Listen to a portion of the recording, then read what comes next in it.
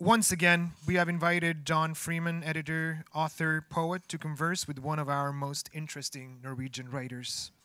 This time, it's Gunnhild Øyehaug. Several of her books have been translated into English, and her latest is coming out on FSG later this year. Or next year, we'll see. Yeah. Øyehaug should by now be known to most of you. Since her debut in 1998, she has been an important presence in Norwegian literature.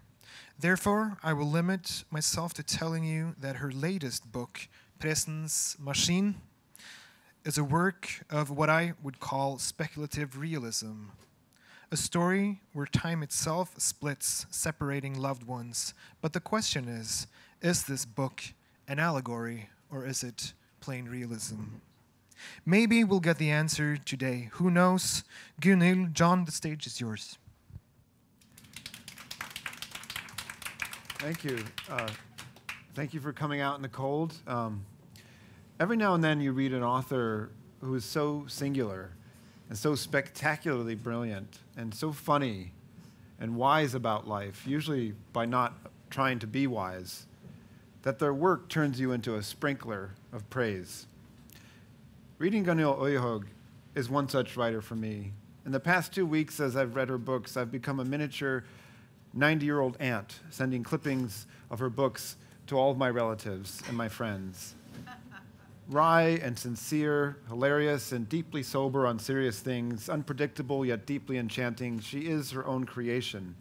In poems and essays and stories and novels, she writes about the power of consciousness and how it can also imprison us, about the insanities of love and the insanities of men, about how we cannot resist them sometimes.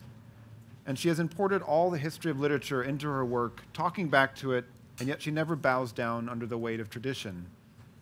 Among her notable books are Knots, a collection of stories featuring a talking deer who wants to be seen, a grown man still connected to his mother by an umbilical cord, a man on his date with his girlfriend unaware she's thinking about another man, and other people in dangerous attachments.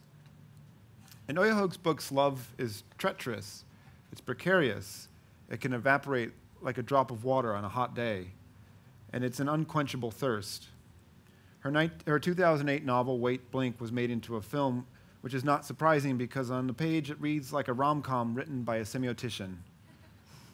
3 different women fall in and out of love as they ride the sine waves of their inner lives. Linnea is a filmmaker obsessed with recreating a powerful encounter she once had over a mummy with a married man. Sigrid desperately wants to express the ineluctable modalities of being, but first she would like to fall in love. Elida is just 15 and wants to catch a fish, but first she wants to feel big love, or at least finish her paper on Kafka's The Castle. Trinda, a performance artist, wants to take all the mess that's inside her body and make it visible, and yet somehow her baby won't accept this. And finally, Wanda is just trying to get by, to not do stupid things, to drink a bit less, and to figure out what it is that she wants. In and out of all of their lives float 3 men: Goran, the married man; Kare, the author of a novel that Sigrid is influenced by; and Vigio, a man so afraid of the world he has to sit down when he sees a box of matches. Her latest novel, as Matthias just mentioned, is Presens Maskin, which conjures a mother and daughter who inhabit parallel universes. From 1990, they've split, living simultaneously but separately. It's a powerful distillation of the loneliness of intimacy and the bonds which defy space and time. Another introduction, Gunnhild Øyehaug. So as I mentioned, you often write about love between couples and people who aren't couples, such as the mother and the daughter in your new book. And I was wondering if you can remember the first love story you ever read. Yeah, I think the first love story that I read and that really made an impact on me was Anne of Green Gables. The love story between Anne and I think his name is Matthew. Yes. Yeah, and that was I was feeling very close to Anne's dream of becoming a writer, I think, and also finding this boy who kind of or young man who would see her and understand her, and I think that was just the most romantic well, idea that I nourished when I was young. And my life as a young reader was full of them, of these love stories, and I think also, even younger than that, I think I saw the TV show called Against the Wind, with John English playing the main character. I can't really remember the female character because I was so in love with John English at the age of 6. and he's mentioned, I think, also Sigrid happens to be also in love with John English. So it was kind of a romantic side of the young me, just loving these stories. And then when I was a bit older, like perhaps 14 or something like that, my friends at school introduced me to a Norwegian writer. I first thought they were historical novels about it was 47 books of historical novels. I think some of you might even know now, only by mentioning the number of how many books there were. It's in Norwegian, it's called Sagaen om Isfolket. The writer's name is Margit Sandemo. And that is, I don't know what you call them in English, it's romance, or it's and it's also fiction, it's fantasy. It's about people who lives in a closed valley. But then after I've read like 47 books of this, where the plot is really similar in all the books, love conquers challenges. I was beginning to feel like I had eaten too much chocolate or something like that, and I was feeling quite disappointed also. Is this all? Is this all? Is this what it's going to be? And then. So yeah, now you shouldn't have asked me that, because I have so much to elaborate on, all the romantic stories that I read as a young reader. But then when I read, it's a very crucial moment in my education as a young student. I read Emma, Madame Bovary by Georges. Flaubert. Flaubert. Let's call him Flaubert. Or we can call him Chuck. We can call him Chuck. Chuck Flaubert. And it's about Emma, who reads all these romance novels and lives through these ideas about the romantic ideal. And she is, well, so wonderfully portrayed and also revealed. And that was, I kind of recognized myself in both Emma and this, well, this drive for the romantic, but then the disappointment. Yeah. Not because Emma doesn't really realize it, but as a reader, I started to become as disappointed, perhaps, by the romance literature. This is sort of a two-pronged question, because you know, we can talk about this later, but I read Wait, Blink as a feminist novel. And I feel like one of the aspects of feminism is interrogating the stories that you've been given as a girl and as a woman growing up, and revising those stories and updating them for living human beings. And as you've been speaking, I was thinking about Knots and Wait, Blink, and does love have to be a story? Is that part of the problem of growing up with these stories? Is not just what's in the story, as in the woman looks to a man to recognize in her her value, but the fact that it is a story. Because in Wait, Blink, for example, one of the obstacles to love is people getting ahead of the story sometimes. So Sigrid finally meets this writer that she's obsessed with, and they finally get together, and they're sitting around in his shirt, his pajama pants, and she's wearing his top. And she says, "You're going to have my children," and she starts planning ahead, and he freaks out. And to what degree is the problem of love the fact that it is a story, and that we narrate the love as it's happened? I think maybe the problem is that with these stories, there's always an end. You know, either you watch a book or you watch a movie, and the story goes up till this end, where there's if it's a romance, it's a happy ending, and the couple gets, was in Norwegian we would say they get each other, but that's what sounds really strange and awkward in English. No, that's it. I get you. Yeah. So, but they end up together then, to put it hopefully a bit better. And that's the story. But what happens after the story is ended? That's life, because that's and in my latest novel, I think that was one of the goals for me, to write about the everyday love. There's a married couple, and to write about love between a mother and her children, rather than just this romantic idea about what love is. So I think that was also, it's a kind of a discussion I had with myself, that I'd been writing a lot about the messy, more disappointing sides of love, and now I just really wanted to try to write about kind of what happens after the everyday. So the universe is split in two. That's what happens. Is it that happiness is undramatic, or contentment is undramatic? Yeah, probably. I think happiness is well, this is a very common thing to say. I think it's more difficult to write about being just happy in your everyday life, and then they're not just happy. They're just it's quite complex as well. But they do have a functioning life, I think so. In rom-coms, happiness comes at the end after usually a long series of terrible incidents and miscommunications and final collisions, and then they get each other, and then there's a wedding, and it's over. And in Wait Blink, you often tell the reader, the camera now is going to look at so and so. There's at least two characters who are filmmakers. In one scene, you say, the music here would be peaceful and gentle. And I'm curious how much you're talking back to the rom-com specifically as a genre, and why you would do that for this book.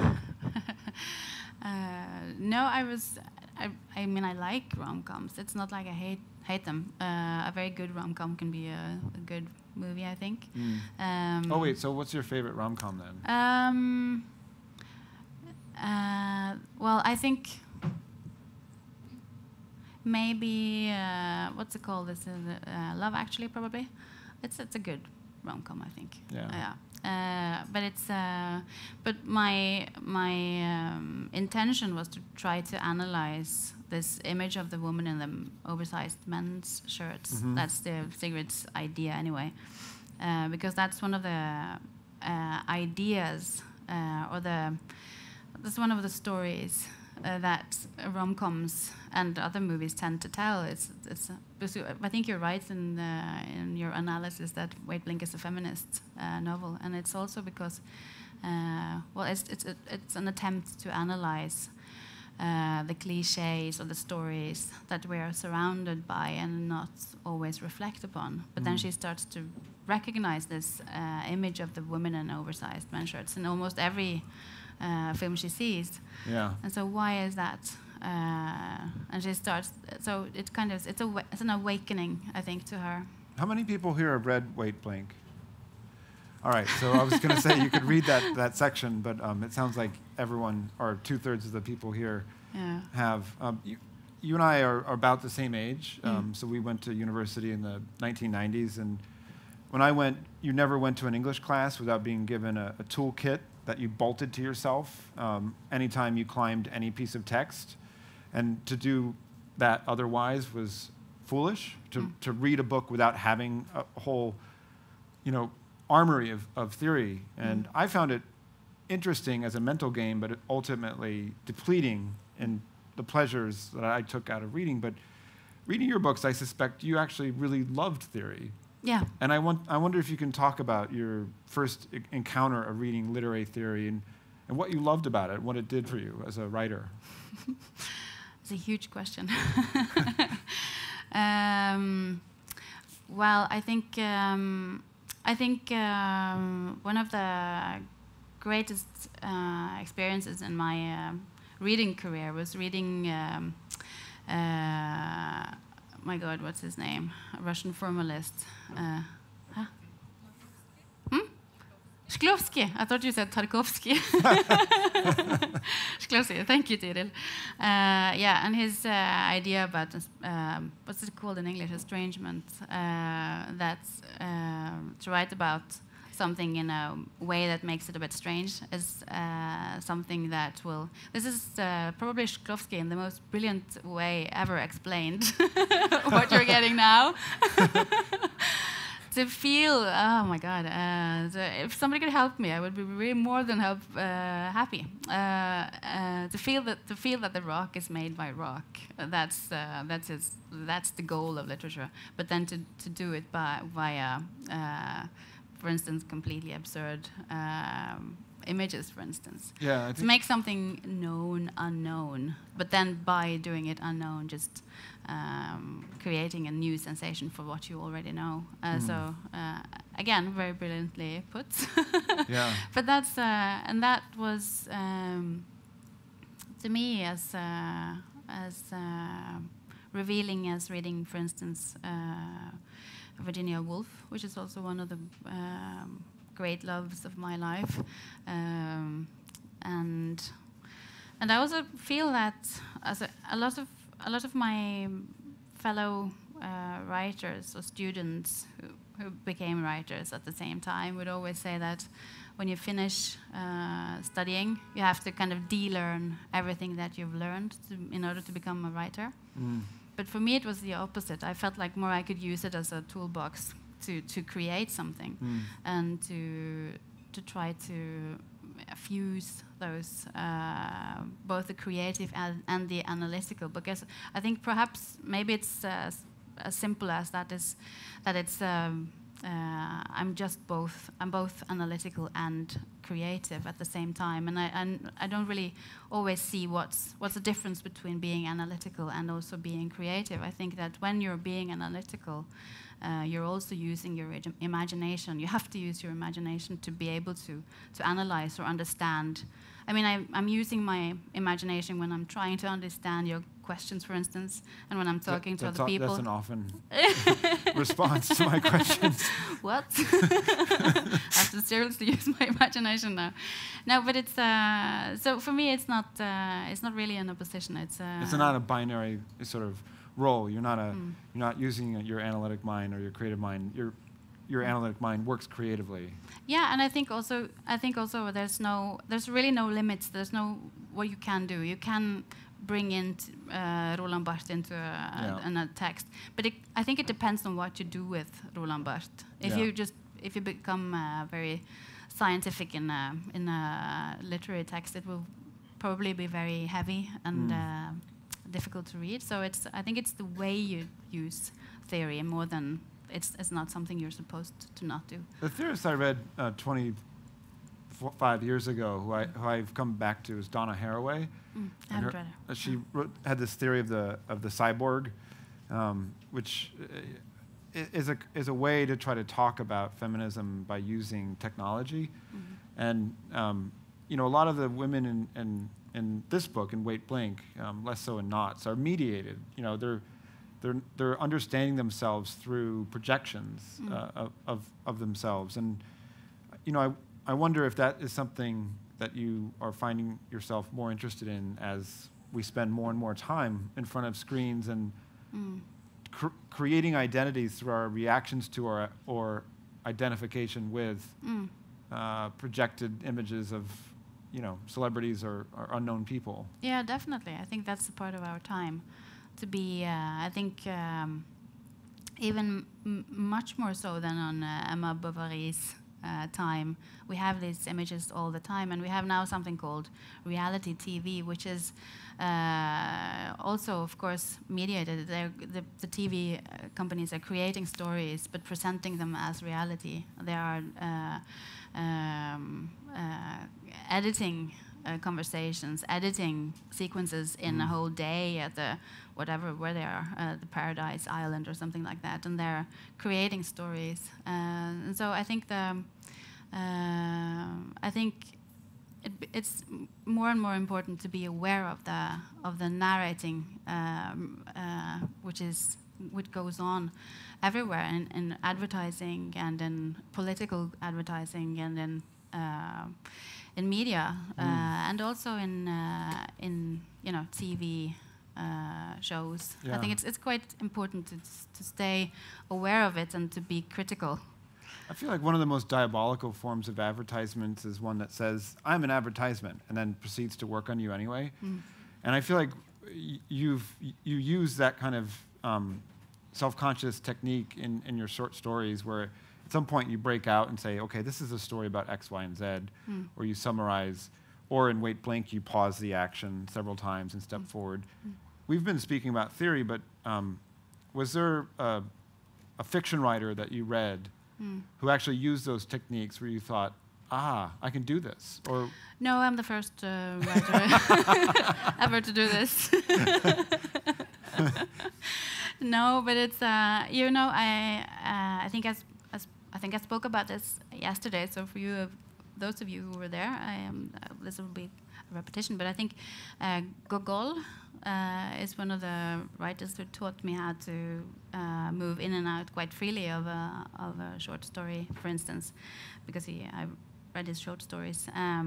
Whenever he's tired of a plot line, he'll just, well, now you're expecting you, as an audience, you're expecting us me to give you more, but this isn't important, so I'm just going to go with another direction.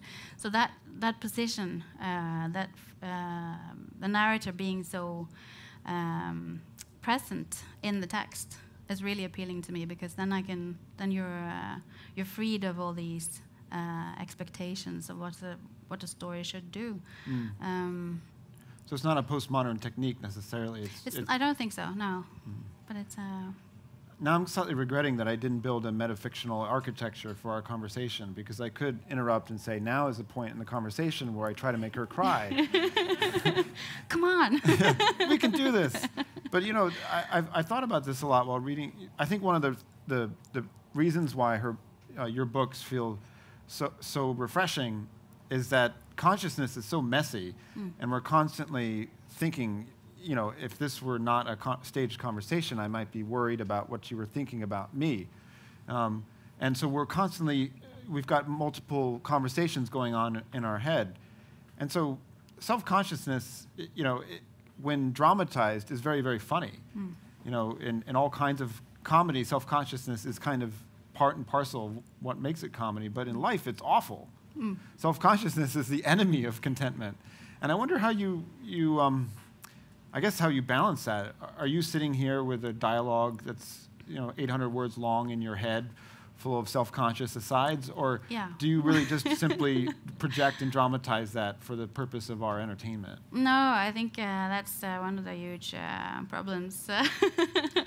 That literature is so perfect to kind of use all that in a text. But I think that's something we do, a lot of us anyway. It's just to have this, why did I say that? Why didn't I say? And particularly afterwards, when we met somebody and then you just think, I should have done this, I should have said that. And you have this conversation with yourself going on all the time. And it's really, some people don't, and I do envy them. But I think that the self-conscious dialogues are also quite funny, because they're very, as you said, they're very revealing also. No, it's an escalating absurdity usually. On a scale of, say, like 1 to 10, 1 being, it's too hot up here now, and 10 being, I wish I was a giant carrot and I could walk out of here. Like, how ridiculous are your internal thoughts? And how close are now? they? No, maybe not right now, but in general, like on an everyday level, like when you go into a shop, how self-conscious am I? No, what is the gap between external reality and your thoughts? As in, how ridiculous are your thoughts in comparison to the reality? Incredibly ridiculous, I would think. No, I have no idea. If I knew, I would be a happy and very harmonious person, I think. So it's impossible to answer. Yeah. Okay, well then we'll just at some point have to get you to create a diary of thoughts as mapped against maybe a day or something. Yeah, that would be an endless process, I think. Yeah. One image that comes up in both Knots and Wait Blink is of the Earth's crust, and sorry. the Earth, sorry, I'm from California, so everything gets lazy. The Earth's crust. The Earth's crust, okay. And how, like in Iceland and other places, there are crevasses, and it can go right down into the magma. And you realize that we're all standing on a ball of fire with a thin crust of Earth. And in both cases where I read that, you were using that in relation not just to consciousness, but to love, you know, and the kind of passions that govern us. And we started talking about love, but I want to circle back to it. Notice the narration. Do you believe that the idea of love is inherently ridiculous, or that we're all inside, these monsters of need and want, and that basically when we smash ourselves together, it's, in a few other cases, hopefully yours, bound for ruin? Bound for ruin by these... these forces that we're trying to control. No, no, I don't think love is ridiculous at all. I think it's one of the few things that's hopeful in this world. And I think it's... and maybe that's why so many people read romance novels too, because it's something that brings them hope. It's something that brings them the feeling that something good will happen or something, So it's I think there's a need for that too, and I think that true love is something that it's I'm afraid I'm growing a tiara now. That's kind of something that brings the love and hope in the world. It's okay. That's I applaud hopefulness. Yeah. So, but it's so I think even though there's so much ridiculous when you're desperate for someone's attention, or you're hopelessly in love with somebody who doesn't love you back, or whatever the mess is that you've created or you've involuntarily gotten into. It's I think it's basically, I think my books are trying to say that there is some kind of hope. Yeah. I hope that it's and I also feel that that's what literature could be as well, or could offer. Do you sometimes, not just for efforts of realism, have your characters seeking out that kind of regard? Like, when you feel loved, you feel seen, among other things. I mean, there's all sorts of other touch and smell and cohabitation and, cooking dinner, but to be like completely seen by someone is a really powerful thing. And a lot of the characters in Wait Blink are looking to be seen by absolute idiots who kind of don't have the capacity to see them. When you were talking about theory, you were basically describing disintermediation. When you change your way of describing something by, describing it oddly.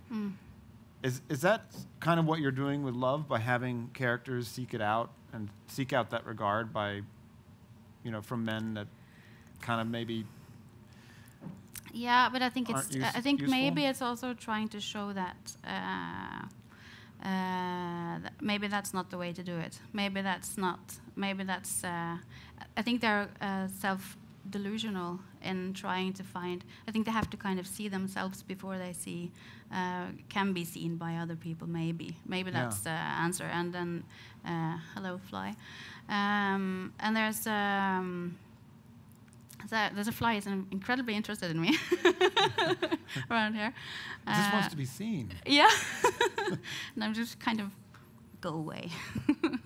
No, but it's a very intelligent question. Thank you, but I'm just completely unable to answer it. No, maybe you could you read the story about the deer in knots? Because I feel like that's a perfect example. I read it and I felt, this is absolutely ridiculous, and yet I felt slightly sad, because the deer is enacting exactly kind of what you described, is the need to be seen, but also the need to actually see oneself. Yeah. The deer. Now I'm going to have to change to my British accent now, because I'm completely unable to. Because my English is changing from who I'm talking to, so now I'm trying to sound like an American. But now I'm going back to my school English, which is more British. Just so you know, that was a aside. That was an example of my self-consciousness. That was a footnote. Yeah, that's a footnote. Okay, metafictional. All right, yeah. Here we are. Okay. No, I won't be able to read now. I'm just going to laugh. Okay. The deer at the edge of the forest. The deer stood at the edge of the forest and was miserable. He felt like there was no point in anything, like he might as well give up. I walk around here day in and day out, the deer thought, and there's no one who sees me. Am I invisible or what? He didn't think so. I walk around here and could change people's lives if they could only see me, but no one sees me. Here I am, a heart, and no one cares. The whole point is that I am supposed to be difficult to see. I know that. I am supposed to roam around in the forest and not be seen. But it's the very premise of my life that is now making me miserable. I want to be seen. So here I am, at the edge of the forest. I am open to being seen, to being shot. If someone doesn't see me soon, I'm going to do something drastic. I mean it. Right now, it feels like I'm trapped in deerness. Oh, I would love to change everything, be someone else, something completely different.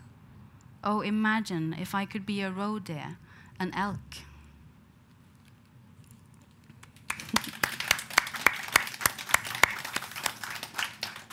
So the stories in Knots take on a lot of forms, and Wait Blink is sort of a fable.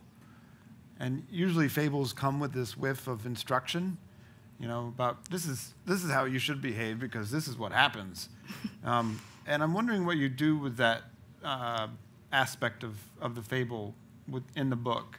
I mean, we've been talking about, you know, the folly, the foolishness of wanting to be seen in order to be loved, and the peril of that, especially for women. Are you gently leaning on that sort of instruction manual part of it, or are you trying to lean away from it, or neither? Or is it not a fable at all? I think maybe completely a fable about the deer. Yeah. Yeah. No, I think with every as a writer, I'm interested in how you tell stories. So and I am also interested in trying to create both a story and a counter story, if that makes sense, to kind of make to open up. If there's a fable, there should be a moral, but then I'm trying to create a fable without a moral, maybe.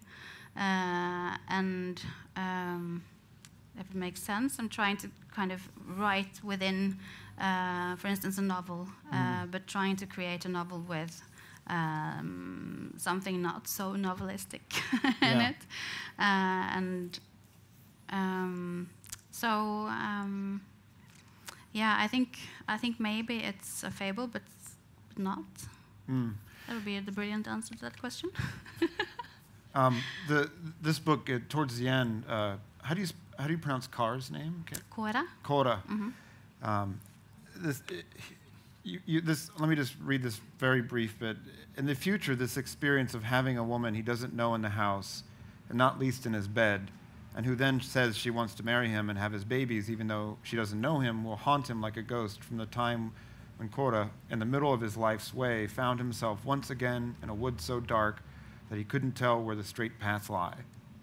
And to me, that begins, you know, in modern fiction, but ends in a fable tone.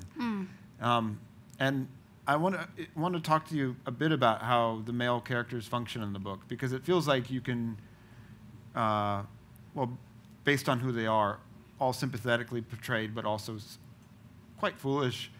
It feels like the moral aspect of the fable draws out irony in your tone when dealing with them, because there's the sense that they won't change. And in that sense, are you writing this book, you know, more towards women readers, I guess? No, I didn't think that I was writing towards women readers. but I was definitely trying to portray a certain type, I think, and also the self-delusion in all my characters, because I think all of them have difficulty seeing themselves. Yeah. And Kåre being one of the greatest. and yeah, and you know, when we were adapting this into a movie, there was a lot of discussions with producers about his character, because they didn't really. Shouldn't he be a bit kinder? Shouldn't he have something? They felt like he was too much of a caricature. But then our argument was that he is a side character, and very often the side characters are caricatures. Yes. But we are used to seeing females or in that position. So we're kind of more used to seeing women as caricatures, perhaps, or that's what I feel anyway. So in the movie he's quite harshly portrayed, I think, and then I'm a bit proud that we managed to stick to that and not make him kinder. But I didn't really think. I was hoping that this was a book that could reach both men and women.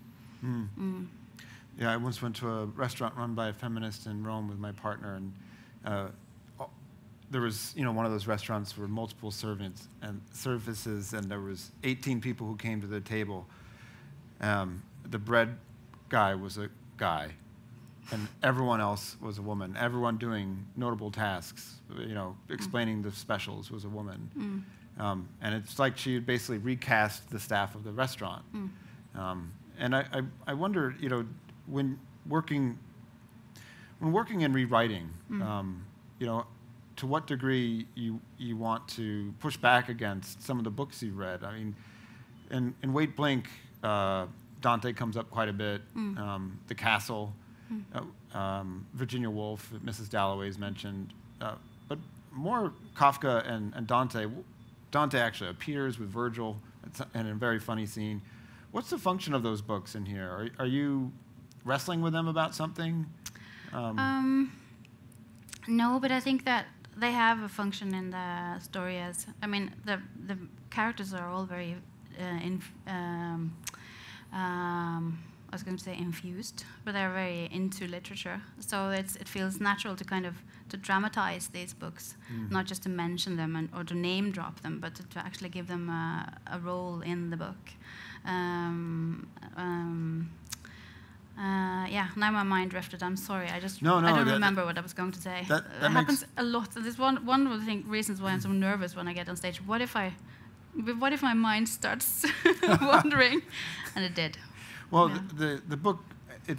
The book is a book in some ways about the stories that people are telling themselves, and so of course, the stories that they've grown up with are going to be part of the book, including a very funny passage where Kåre and his girlfriend Wanda are walking around talking about Kill Bill 2. And now my mind has wandered. So maybe you could read just that brief section? Because this is maybe every guy who ever read David Foster Wallace going for a walk after seeing a movie with his girlfriend. Let me see. Okay. Kåre walks along Torgallmenningen. What had happened between him and Wanda, Kåre thinks, looking up at the houses on Mount Fløyen as he walks in the January light, that he feels as though it's staring down the hill over the city from behind Nygårdsheden, was that he was capable of hurting the person he loved the most. He would never have believed that. Back then, when he stood at the concert looking up at Wanda, who was playing as though she, the bass guitar and her black bangs, were the only things that existed in the world.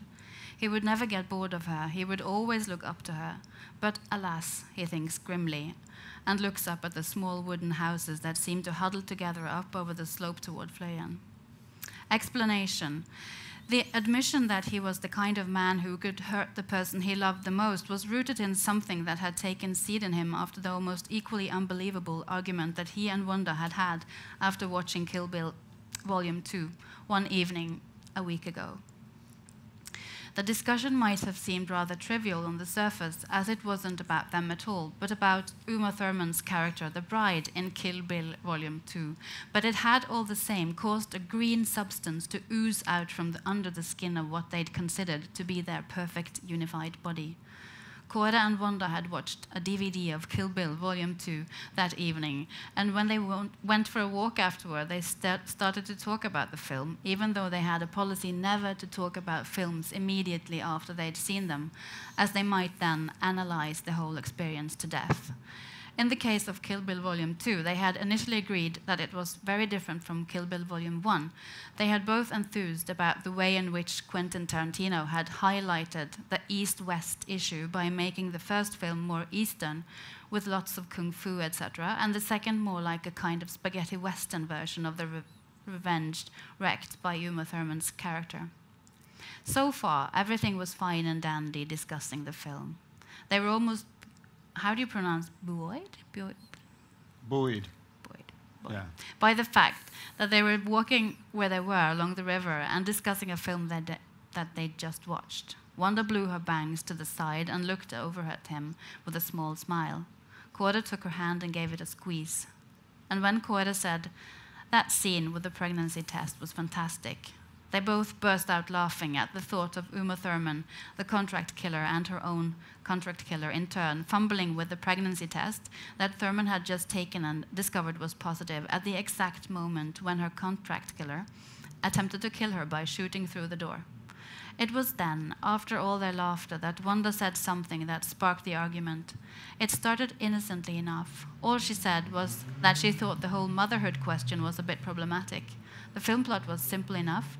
The bride was supposed to kill Bill, her true love, whom she'd left and who'd shot her through the head when she was heavily pregnant and about to marry someone else. In film number 1, on the other hand, Wanda said, neither Bill nor her daughter, Bibi, as it turns out, she's called in the film number 2, whom the bride thought she'd lost when she was shot through the head by Bill, her boss, her great love and father of the child, neither of them was actually present in film 1, and the bride was the only main character. And she was strong and clear and motivated only by the thought of the revenge on Bill. But in number 2, Wanda felt that the thrust of the film was skewed too much forward toward the fact that the bride was a mother, in that not only did she have everything to lose when she found out she was pregnant, but that she also had nothing to lose when she thought she no longer had the child.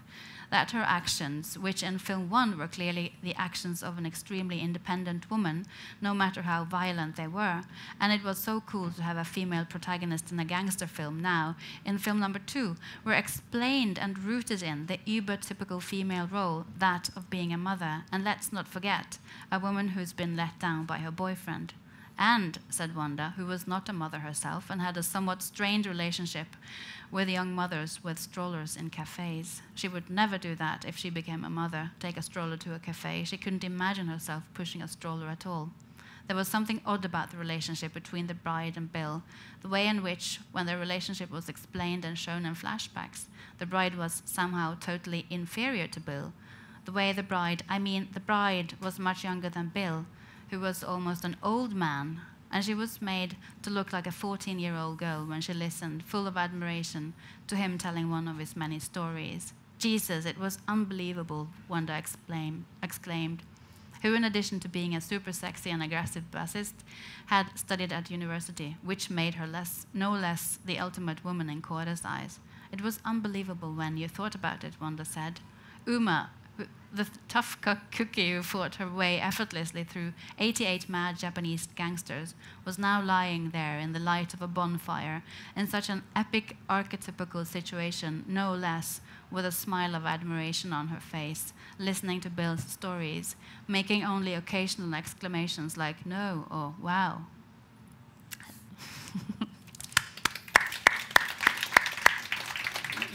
This is one of many conversations that take place in this book about films or books and ideas, and we've been talking about, why you make your books the way you do, and love stories and theory, and your life as a writer. But I'm curious. I brought up earlier that a conception of feminism as an interrogation of various narratives that you had inherited, and without creating a false binary here in the question, I wonder if you could talk about how many of the narratives that you inherited were changed in your mind by living, simply living, versus reading and watching. And I know reading and watching are living, but, you know, do you find there's a difference between the two, and how deeply rooted those changes in your conception of your life and the stories you tell are? Yeah, well, I think maybe I can tell about how disappointed I was when I didn't find the ultimate Christmas tree. Because that was also something I believed as a young girl. I always thought that that I would, and this is about living, and I'm telling about Christmas trees instead of love because it's so much easier. So I was really hoping you didn't talk about being married. No, I'm not going to talk about being married. Everyone knows that's hard. And but it's of course life is shows you something different than the narratives that you read, and I think well, as a child, I was incredibly. I don't know the English word, but I was always believing when we were going to look for a Christmas tree in the woods that I would find the ultimate Christmas tree. It was just standing in the woods waiting for me to find it. And it was kind of magical thinking. I was doing a lot of magical thinking when I was younger. But I never found it. The Christmas trees were never that magical. I didn't find the perfect Christmas tree that I had imagined. That was one of the many, many, many disappointments in my life. And one of the things that kind of taught me that literature isn't always it doesn't always happen in life, what literature tells you. So, because I had read so many stories where people would find the perfect Christmas tree. I'm just kidding. In the new book, you separate mother and daughter, and it's like a multiverse, basically. They're simultaneously living but not connected. Why'd you do that? Wow. It's because I just had an idea, a simple idea, that was going to be about a mother and her daughter living in multiple universes. It's as simple as that. It was an idea, but then of course the metaphorical structure of it is something. I'm trying to say something about being a parent or being a child of someone, and the sense of both connection and this gap between these worlds. And I was also drawn to science fiction. I have watched a lot of science fiction movies, and I was intrigued if I could write by the idea that this is a separation that happens in language and not in following string theory or whatever quantiphysics idea of the separated universes, but that it is something that happens via language. Because what happens is that the mother reads a poem when her daughter is 2.5, and she is cycling out in the garden, and the mother reads a word. What is the word? Yeah, I read the word. Yeah, it's Swedish. It's trädgård, which means garden.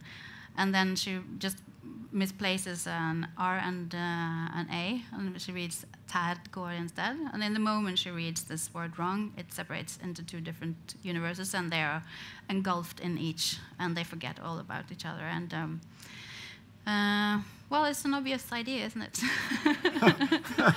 Well, yeah, I know. This room just split in half, and these people will never meet.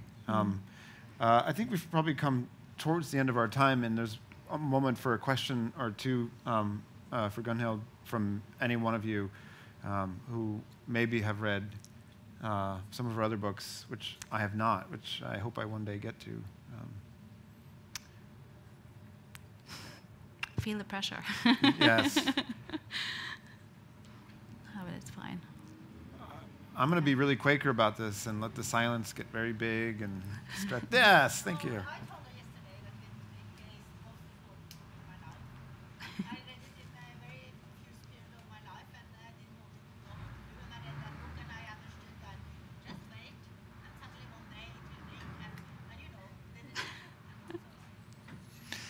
fantastic. Thank you. Do you find, I read this book and I started, a mass email chain to bunches of people, and there's something very strange and kind of magical about it. Do you find that people come to you and say, you have no idea this book changed my life? Yeah. I mean, I'm trying to think of a way to ask you that where you're not yes, of course, I change people's lives all the time. No, but no, but it's really touching for me to know that it means something to someone else. Sometimes people tell me, but not very often. So I'm very, very grateful for that, because that's what other books have done for me. So that's what I was talking about, this feeling of hope, that even though they are ironic and maybe trying to reveal the more messy parts of life, I think there's still some hope in it, and so that's really a big deal to me, that my books can have that for other people. Was there a book that you read in your 20s or 30s that was, I think we all have a book like this that you just it's like a hinge on which your life turns a little bit? Did you have anything like that? Any kind of satori moment? No, but I think that has to do with my identity as a writer, I think, because to be a writer was always something that I wanted to be, but I was struggling and trying to find out how I could be that writer that I wanted to be. I was writing stories from I was maybe 12, 13 years old, and thankfully they don't exist anymore. But then, and suddenly I decided that I wouldn't, if I was going to be a writer, I would have to be as original as possible. I would feel like a parrot that would only mimic other people. So I decided I would not read anything. I would just create and be as original as I could. And I held on to this very stupid idea for 5 years or something like that, while reading all these romance novels, because I thought that I wouldn't get influenced by them. So it's very arrogant thinking. And then, how old were you when this happened? I was 15, perhaps. And then I realized that when I was going to study literature, there was no way around it. I would have to read. So then I read the classics, for a year, and that was probably the transformation for me, to read all these classics and see that everything that I had thought and planned that I would do. For instance, I had this idea I would write a short story where I would describe a car driving through a group of people, like going through here, for instance. And then I would go in and out of your heads and try to describe how you would see this car, just to kind of show that we all see the car differently. And then I read, of course, Mrs. Dalloway, where this happens in the very first scene. There's a car driving through a group of people, and she's describing how all these people are watching, and they are kind of imagining what person is sitting inside the car, and it's all different kinds of ideas.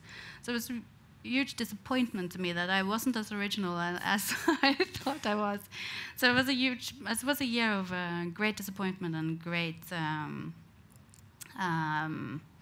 revelation, I think. And so it's not just one book, it was a whole year of reading that kind of transformed me and taught me so much. And so I think that's how I became a writer. I just sat down after that year and I wrote a book of poetry called Slave of the Blueberry, which is very much about discovering how much of an echo you actually are. So. Have you ever written about this? Yeah. Oh, you've written an essay about this? Yes. This period? Yeah, a small essay, but not really at length. Yeah. All right. Well, I have to call Kari Dixon. Is that her name, the translator? Kari Dixon, yeah. Anyway, I think we've run out of time. You've been really generous putting up with my language. It's a brilliant language. Yeah, this is my only, so I have no choice. But if you haven't yet given this to someone, it just really can change their life. And I'm looking forward to this in translation. Gunnhild Øyehaug, it's been a pleasure. Thank you.